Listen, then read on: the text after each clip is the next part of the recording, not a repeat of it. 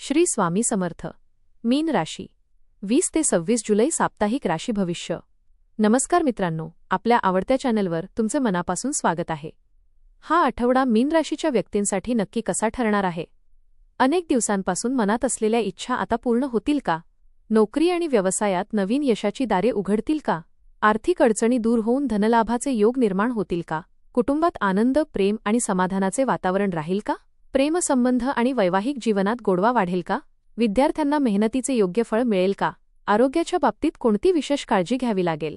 आणि ग्रहांची कृपा या आठवड्यात तुमच्या आयुष्यात कोणते शुभ बदल घडवून आणणार आहे? चला तर मग जाणून घेऊया मीन राशीचे संपूर्ण साप्ताहिक राशीभविष्य. आपल्याला जर हे राशीभविष्य आवडले तर आपल्या मित्रांसोबत नक्की शेअर करा आणि कमेंटमध्ये श्री स्वामी समर्थ लिहायला विसरू नका. हा आठवडा तुमच्यासाठी सकारात्मक बदल, नवीन संधी, आर्थिक सुधारणा आणि मानसिक समाधान घेऊन येणारा ठरू शकतो. सुरुवातीला काही अडथळे जाणवले तरी आठवड्याच्या मध्यापासून परिस्थिती तुमच्या बाजूने फिरू लागेल.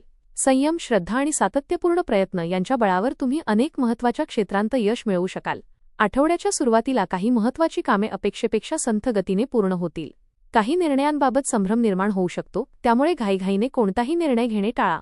आठवड्याच्या मध्यापासून ग्रहांची साथ अधिक अनुकूल होईल. अनेक दिवसांपासून रखडलेली कामे पूर्ण होतील. नवीन ओळखी निर्माण होतील आणि त्या भविष्यात लाभदायक ठरतील. कुटुंबात आनंदाचे वातावरण निर्माण होईल. एखादी आनंददायी बातमी मिळाल्यामुळे मन प्रसन्न राहील. सामाजिक क्षेत्रात तुमचा मान-सन्मान वाढेल.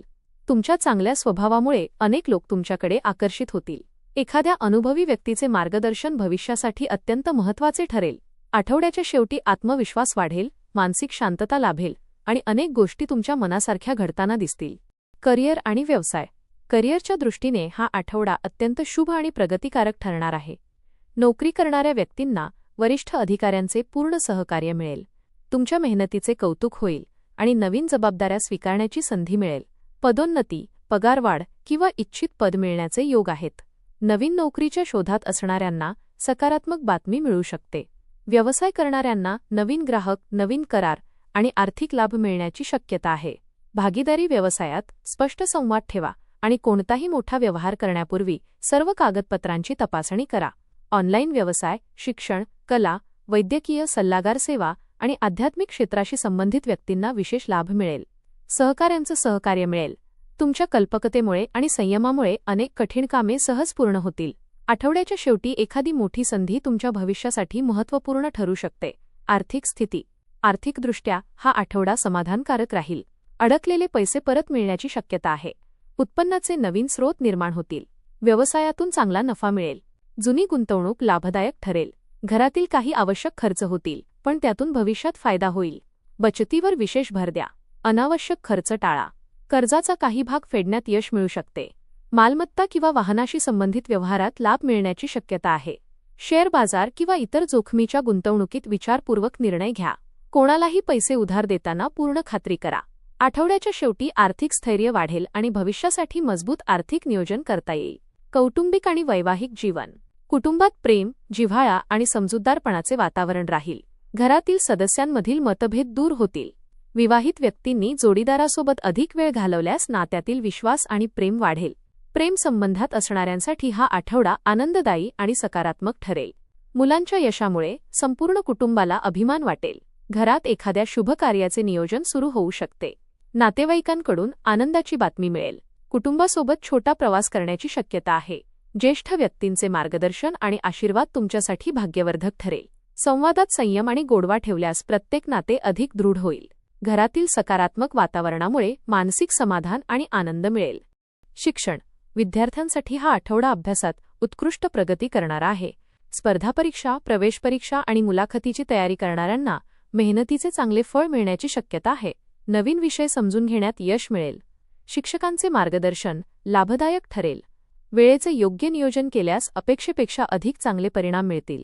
मोबाईल आणि सोशल मीडियाचा वापर मर्यादित ठेवा. मित्रांकडून योग्य सहकार्य मिळेल. परदेशात शिक्षणासाठी प्रयत्न करणाऱ्यांना सकारात्मक संकेत मिळू शकतात. आत्मविश्वास कायम ठेवा.